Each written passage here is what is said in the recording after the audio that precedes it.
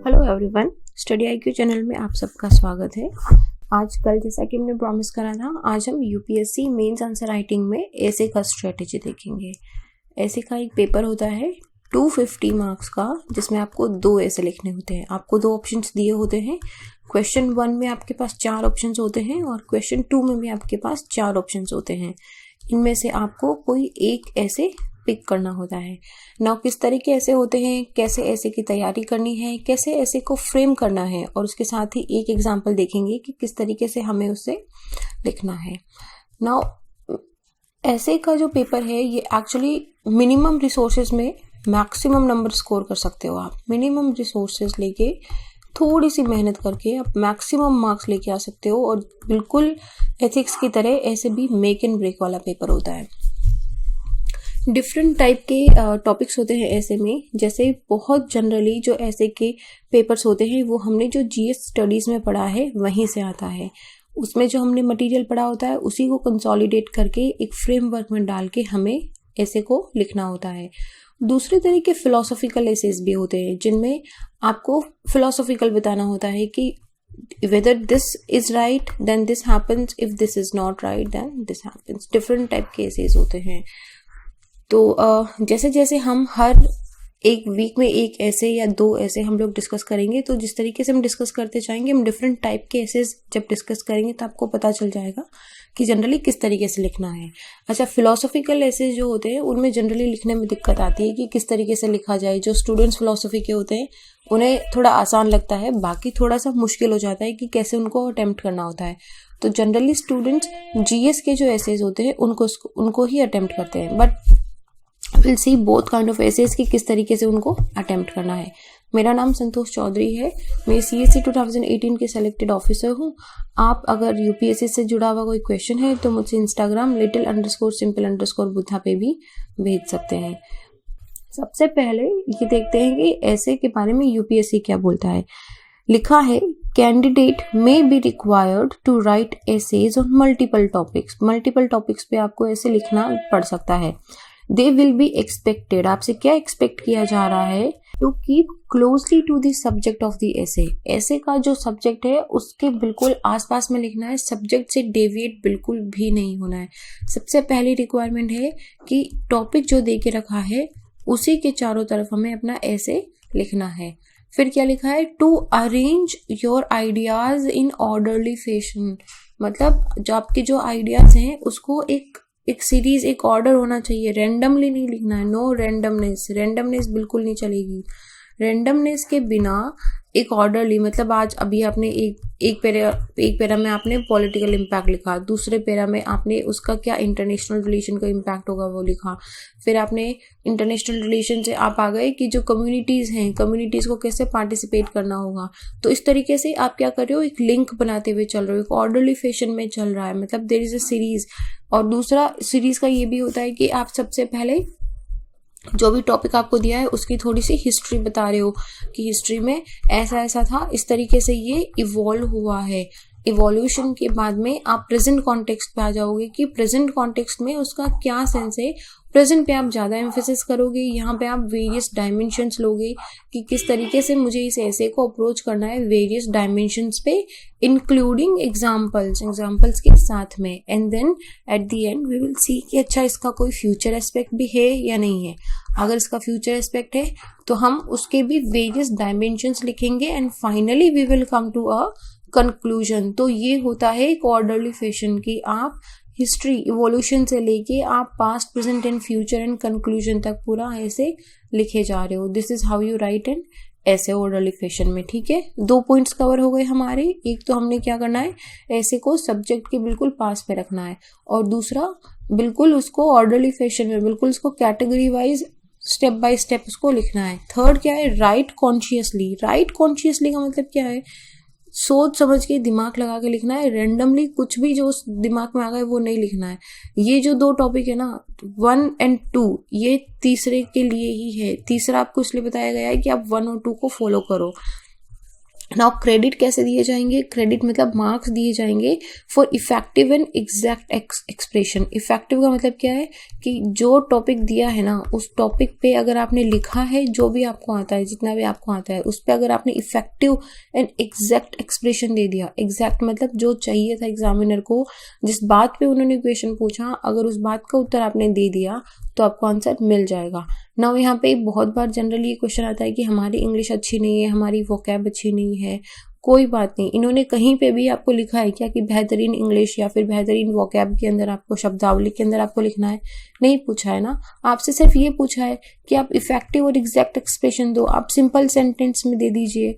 लेकिन आपको ऐसी की जो डिमांड है, जिस बात पूछा गया है, बस उसको आंसर करना है। तो यूपीएससी का है ये डिमांड। इन्होंने कोई भी नहीं पूछा है कि आपको बहुत ही फ्लावरी लैंग्वेज लिखना है क्या, बहुत ही हाई फाई आपको कोटेशंस या ये वो डालना है क्या, ऐसा कुछ भी नहीं पूछा गया है। नाउ बात आती है कि प्रिपेयर कहाँ से करना है। प्रिपेयर ऐसे के प्रिपरेशन के लिए एज सच अलग से कोई बुक नहीं आती है कि हमने जैसे वर्ल्ड हिस्ट्री के लिए पढ़ लिया या हमने डिजास्टर मैनेजमेंट के लिए पढ़ लिया, इसके लिए कोई अलग से बुक नहीं आएगी। इसमें जो हम ओवरऑल जीएस की तैयारी कर रहे हैं, जो आप अपने ऑप्शनल को भी थोड़ा बहुत इंक्लूड कर सकते हो इसमें, जो हम हमेशा इतना पढ़ते रहते हैं यूपीएससी में, हमने डिफरेंट न्यूज़पेपर के आर्टिकल्स पढ़े, हमने बहुत सारी motivational, non motivational, fictional, non fictional books पढ़ी, यूपीएससी से ना जुड़ी हुई भी कुछ मैगजीन्स हो गई, कुछ नॉवेल्स हो गए, इन सबको पढ़ा, बुक्स को पढ़ा, तो ये सब बहुत हेल्प करता है ना। बुक रीड करना हेल्प कैसे करता है, देखो बुक रीड करने से आपका एक पर्सपेक्टिव बनता है। आप अभी इस एक छोटे दायरे में सोच रहे हो, लेकिन जब आप बहुत सारी बुक्स पढ़ते हो तो आपका ये जो सोचने का दायरा होता है ये कंटिन्यूसली बढ़ता जाता है, आपको 4 बातें अलग से पता चलती जाती है। तो इसलिए एक रिफर होता है कि बुक पढ़ो। और फिर आप पूछोगे कि टाइम नहीं मिलता, देखो रोज ऐसा नहीं है एक बुक को लेके बैठो उसे आज ही फिनिश कर दो, आज 5 पेज पढ़ो, 10 पेज पढ़ो, जब भी चाय पी रहे हो या ऐसे आज फ्री हो गए, पढ़ने का मूड नहीं है तो 15-20 पेज एक टॉपिक पढ़ लो। ये किताबें धीरे धीरे खत्म होती है, एक साथ में एक सडनली खत्म नहीं होती है। या फिर आप 5-10 दिन कंटिन्यूसली आपने पढ़ाई की, आप बोर हो गए, आज एक दिन चलो आज को एक बढ़िया सी बुक पढ़ाते हैं, तो वैसे आप इन बुक्स को रीड कर सकते हो। बाकी आर्टिकल्स हो गए, जैसे नॉन यूपीएससी से रिलेटेड कुछ मोटिवेशनल बुक्स हो गई, वीडियोस हो गए, टेड टॉक्स हो गई, ये सब क्या है, हेल्प करती है। ठीक है, जैसे मैं आपको कुछ बुक्स के एग्जांपल्स बताती हूँ। जैसे कि देखो रामचंद्र गुहा की मेकर्स ऑफ मॉडर्न इंडिया, बहुत ही शानदार किताब है ये आपको इंडिया के बारे में जानने के लिए, मेकर्स ऑफ मॉडर्न इंडिया। इसके अलावा आप क्या पढ़ सकते हैं, मैं आपको क्यों बता रही हूँ भागवत गीता पढ़ने के लिए, क्योंकि इसके अंदर जो फिलोसॉफिकल एसेज आते हैं ना, फिलोसॉफिकल एसेज में कोट्स के अंदर या फिर कभी कभी रिलीजियस स्क्रिप्चर्स का अगर आपको कोई कोटेशन बढ़िया सा कहीं पे सुटेबल लगाने को मिले, तो ये सब बुक्स आपको एक डिफरेंट पर्सपेक्टिव्स प्रोवाइड करती हैं। तो आप इनके नाम नोट कर लो चाहे इनके, देखो आपको जरूरी नहीं है कि आप इनकी बुक्स जो है वो ऑर्डर ही करो क्या फिजिकल कॉपी के अंदर, आप चाहो तो इनको पीडीएफ में रखो, अपने फोन के अंदर, अपने लैपटॉप में, जहाँ पे भी आप पढ़ते हो उनको रखो। जब भी जहाँ पे भी टाइम मिले, थोड़ा सा कोई चैप्टर इंटरेस्टिंग लग रहा है, उस चैप्टर को उठा के पढ़ना स्टार्ट कर दो। तो कौन कौन सी बुक पढ़ सकते हो, makers of modern India Ramachandra Guha की पढ़ लो, आप भगवत गीता पढ़ लो। इसके अलावा इंडिया आफ्टर गांधी रामचंद्र गुहा की, this is also another very amazing book. Does the elephant dance, India की फॉरेन पॉलिसी पे बनी हुई ये डेविड मेलन की बहुत ही शानदार किताब है। ये थोड़ी आउटडेटेड से लगती है कभी कभी, लेकिन इन्होंने जो पॉइंट्स एंड पर्सपेक्टिव्स दिए इंडिया की फॉरेन पॉलिसी के लिए बहुत ही शानदार है। इसके अलावा एन अनसर्टन ग्लोरी पढ़ लो आप, हमारे अमर्त्य सेन जी की बुक है। इनकी काफी अच्छी बुक्स हैं। एक तो द जज करके भी बुक है, that is also very good. The argumentative Indian है, that is also very good. An uncertain glory, इसमें ना आपको ना सिर्फ ऐसे के लिए टॉपिक्स मिलेंगे बल्कि आपको जीएस में भी बहुत अच्छा स्कोर करने को मिलेगा। देखो कंटेंट ना बहुत सारे लोग सेम लिखते हैं, तो अगर आप थोड़ा सा डिफरेंट पर्सपेक्टिव, थोड़ा डिफरेंट कंटेंट लेके आ रहे हो, और अगर एग्जामिनर को ये भी पता चल रहा है कि अच्छा ये तो बहुत ही अच्छा वेल रेड पर्सन है, तो वो और भी ज्यादा इम्प्रेसिव होते हैं। देन रुचिर शर्मा की the rise and fall of Nations, बहुत अच्छी पोस्ट क्राइसिस वर्ल्ड पे बनी हुई एक बुक है, this is also very well read. Then Abhijit V Banerjee and Esther Duflo की एक ये इनको अभी last year Nobel economic prize भी मिला था, इनकी good economics for hard times. Personally I recommend this book, this is a very very good amazing book. Poor economics also, ये दोनों किताबें मैंने भी पढ़ी और बहुत ही शानदार बुक्स हैं ये पुअर इकोनॉमिक्स की। देन हरारे की जो तीनों किताबें हैं, होमो ड्यूज ले लो आप, सेपियंस ले लो, या फिर 21 centuries for 21 lessons for 21 centuries. तीनों की तीनों किताबें एक से बढ़कर एक हैं। इनमें आपको जनरल जीएस टॉपिक के लिए, ऐसे के लिए बहुत ही बढ़िया फॉर्डर पॉइंट्स मिलने वाले हैं। These are very good books. And then how democracy die, ये बहुत अच्छी बुक है। अगर आपका जो टॉपिक है वो GS2 से रिलेटेड अगर कहीं पे भी आता है तो how democracy die is another very good book. Then Shashi Tharoor की an era of darkness, this is another good. Raghuji Ranjan की हमारी जो द थर्ड पिलर है, it is a very good book on the markets and the economies, इसको आप refer कर सकते हो।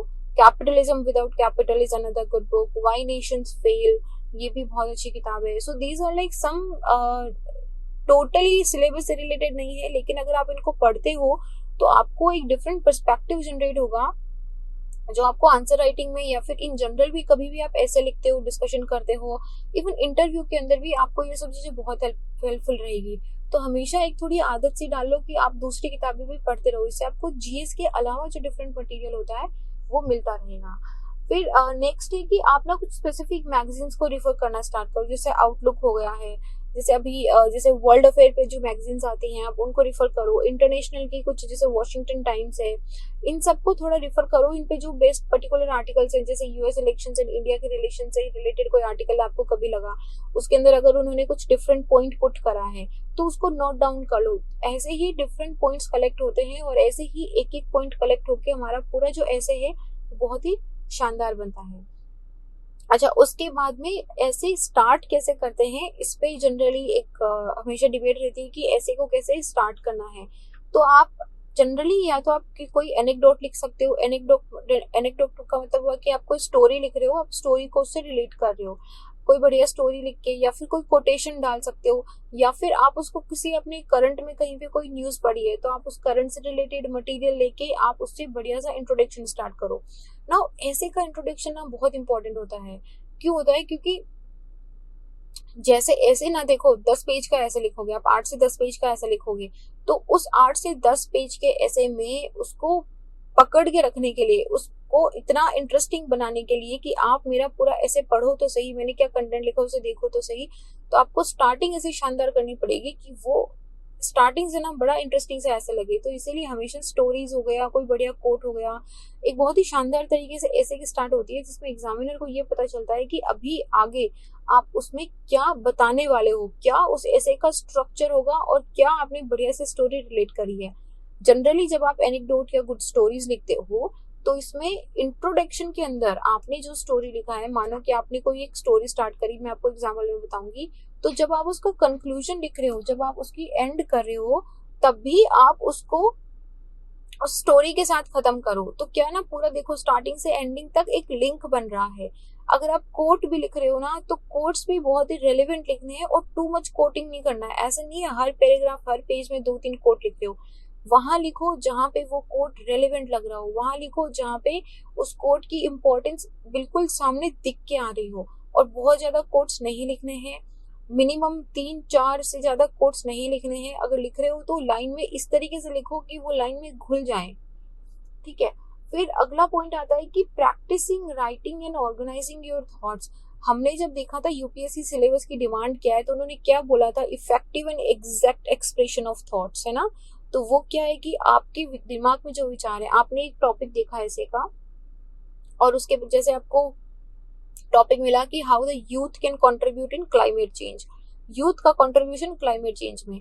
अभी आपको दिमाग में 100 विचार आएंगे कि यार यूथ जो है वो सुपर पावर है, यूथ जो है उनके हाथ में आज इकोनॉमी है, पॉलिटिक्स है, हमारे हाथ में रिसर्च फील्ड है, हमारे हाथ में चेंज करना है, नेक्स्ट जनरेशन भी हमारे हाथ में है। तो इस तरीके से आपके दिमाग में थॉट्स आ गए। अब आप उनको ऑर्गेनाइज करोगे, आप उनको वेल ऑर्गेनाइज करके 1 बाय 1 स्टेप बाय स्टेप आप उसको लिखोगे।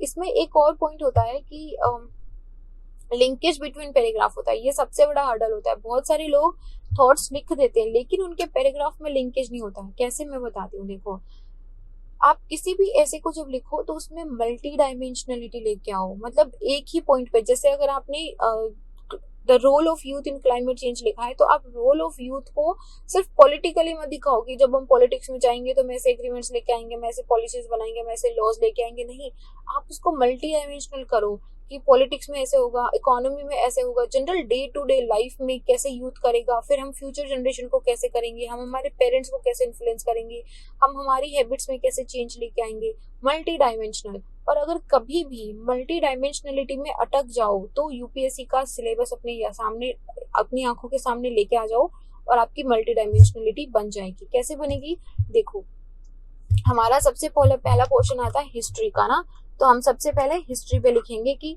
अच्छा कोई भी टॉपिक है XYZ। अब मैं अभी आपको एग्जांपल ऐसे नहीं दे रही हूँ, हम जस्ट एक टॉपिक ले रहे हैं, XYZ एक टॉपिक है, उसका थोड़ा हिस्ट्री में रिलेवेंस बताओ। Then come to the society part, हमारा सोसाइटी का पार्ट है, इसमें भी हमारे कितने वाले पार्ट है, वुमेन का पार्ट है, पॉपुलेशन का पार्ट है, अर्बन का पार्ट है, चिल्ड्रन का पार्ट है, ये सारे सब पार्ट्स हैं इसके, तो इनमें से देखोगे कौन सा रेलिवेंट लग रहा है। फिर आता है हमारा जियोग्राफी, तो आप हिस्ट्री के बाद लेके आ जाओ, देखो लिंक बनाने के लिए हिस्ट्री के बाद आप आ जाओ जियोग्राफी पे। जियोग्राफी के बाद हमारा GS2 में क्या आ जाएगा, हमारा पॉलिटी आ जाएगा, विच मीन्स हमारा हम बात कर रहे हैं गवर्नेंस की, विच मीन्स हम बात कर रहे हैं NGOs की, विच ऑल्सो मीन्स हम बात कर रहे हैं सिविल सोसाइटीज की।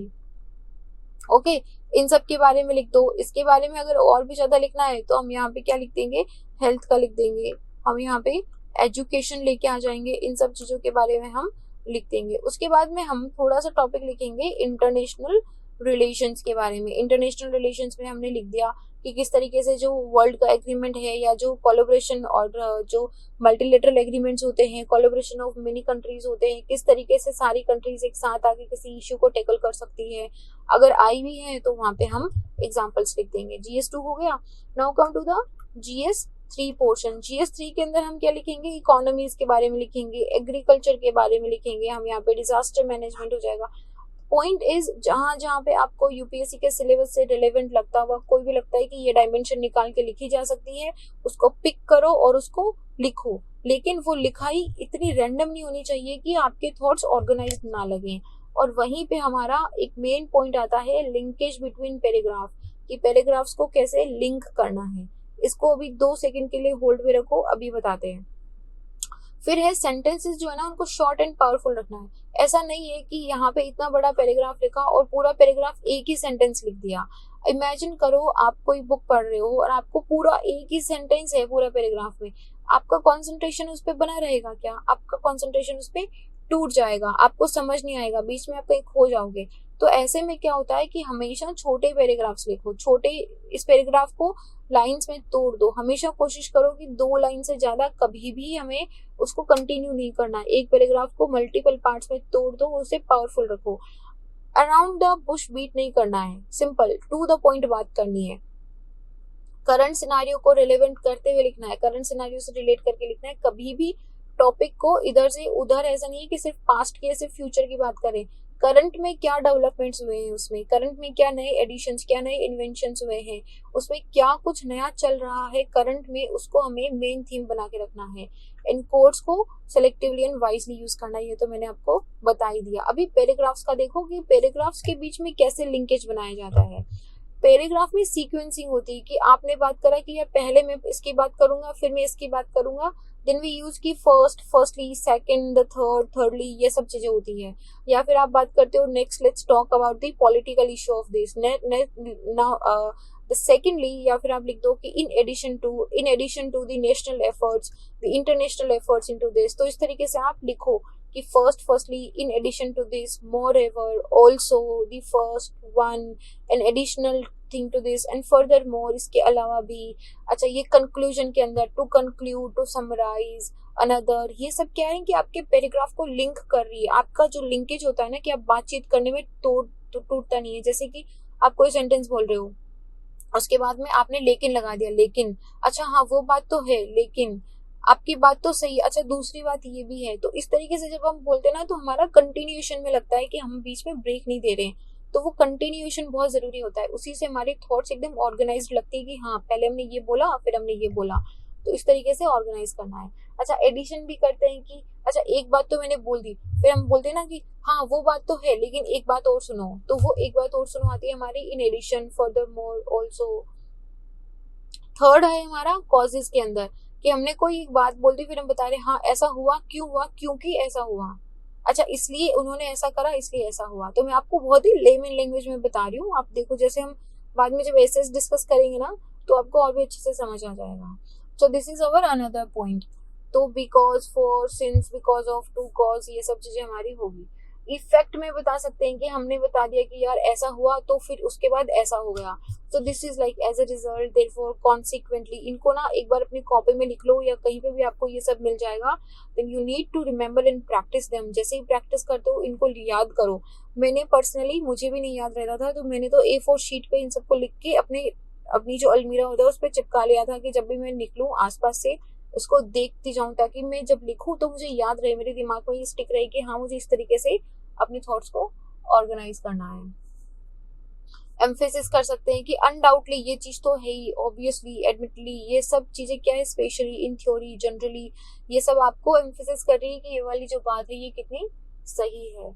इसके अलावा कंपैरिजन के अंदर भी आप लिख सकते हो कि अच्छा दो चीजों में कंपैरिजन कर रहे हो, ये बात भी सही है वो बात भी सही है, तो इसमें to, just like, similar to, be alike, not only but also, just like, ये सब चीजें हम वर्ड्स हम यूज करते हैं. कंट्रास्ट मतलब ऑपोजिट, मतलब हम अभी ना उसका आर्ग्यूमेंट दे रहे हैं कि बात आपकी ये सही है लेकिन ये है, तो nonetheless, still, but, although, even though, in contrast, in comparison, while, on the contrary, ये सब पैराग्राफ लिंकेज वर्ड्स हैं जो आपके थॉट्स की कंटिन्यूटी को बनाए रखते हैं. ओके, एग्जांपल्स के अंदर भी है. तो जैसे कि एक एग्जांपल अभी देखो, छोटा सा एग्जांपल बता रही हूँ मैं आपको. Rise of artificial intelligence, the threat, ये 2019 के अंदर ऐसे आया था.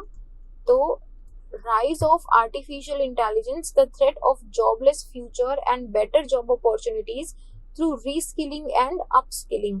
टॉपिक क्या है कि आर्टिफिशियल इंटेलिजेंस पे बात कर रहा है, और आर्टिफिशियल इंटेलिजेंस पे बहुत ही स्पेसिफिकली बात कर रहा है कि जॉबलेस फ्यूचर हो जाएगा. क्या हो जाएगा, मतलब कि आर्टिफिशियल इंटेलिजेंस आपकी सारी जॉब्स लेके चला जाएगा या फिर आपको और भी ज्यादा अपॉर्चुनिटीज प्रोवाइड करेगा, रीस्किलिंग और अपस्किलिंग अगर आप करते हो तो इसके अंदर आप क्या करोगे. देखो, मेरे एक फ्रेंड ने 2019 में दिया था ऐसे,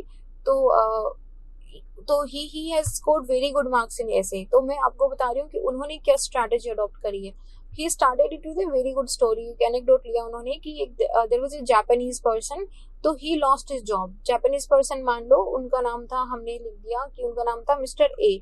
मिस्टर ए का जॉब जो है वो लॉस्ट हो गया था. क्यों? क्योंकि अभी पूरा उनकी कंपनी में ऑटोमेशन आ गया था और उसकी वजह से, आर्टिफिशियल इंटेलिजेंस की वजह से मिस्टर ए का जॉब छूट गया था. तो ये जॉबलेस हो गए हैं.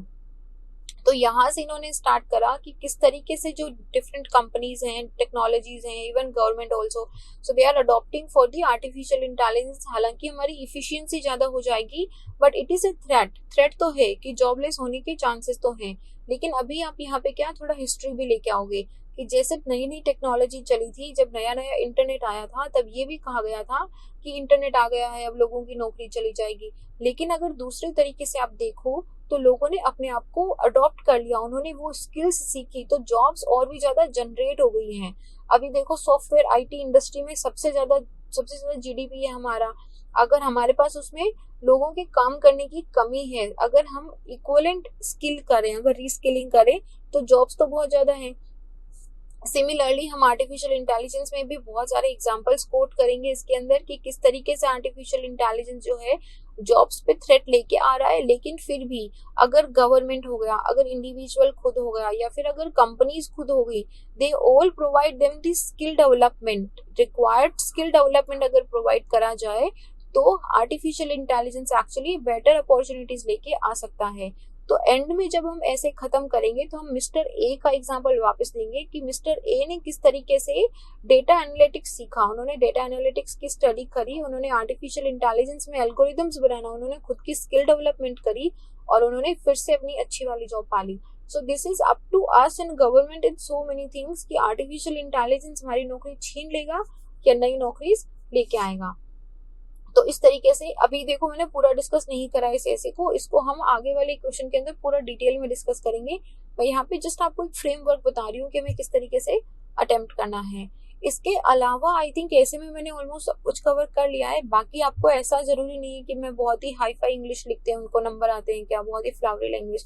देखो, बेसिक जो स्टैंडर्ड टर्मिनोलॉजीज, जो बेसिक वर्ड्स हम यूज करते हैं उनको अच्छे से यूज करो. अपने थॉट्स को अच्छे से ऑर्गेनाइज करके लिखना अगर सीखते हैं ना, और जितना हम राइटिंग प्रैक्टिस करेंगे ऐसे की, उतना ही ऐसे हमारा शार्प होता जाता है। तो ऐसे में इतना टफ है नहीं, बस अपना नॉलेज और भी ज्यादा वाइडन करते जाओ, उसको कंसोलिडेट करके हमको लिखते जाना है। इसके अलावा अगर आपको लगता है कि ऐसे में कुछ और भी पॉइंट्स ऐड करने चाहिए, ऐसे में कुछ और भी मुझे लिखना चाहिए, तो आप मुझे या तो आप कमेंट सेक्शन में बता सकते हो, या फिर आप मुझे मेरे इंस्टा हैंडल little_simple_बुधा पे भी बता सकते हो आपके जो भी डाउट्स हैं। या फिर अगर आप कोई ऐसे अटेम्प्ट भी करना चाहते हो तो you can send it to इधर मी ऑन इंस्टाग्राम और on the email ID of study.iq doubts.studyiq@gmail.com पे आप भेज सकते हो। Both are perfectly fine.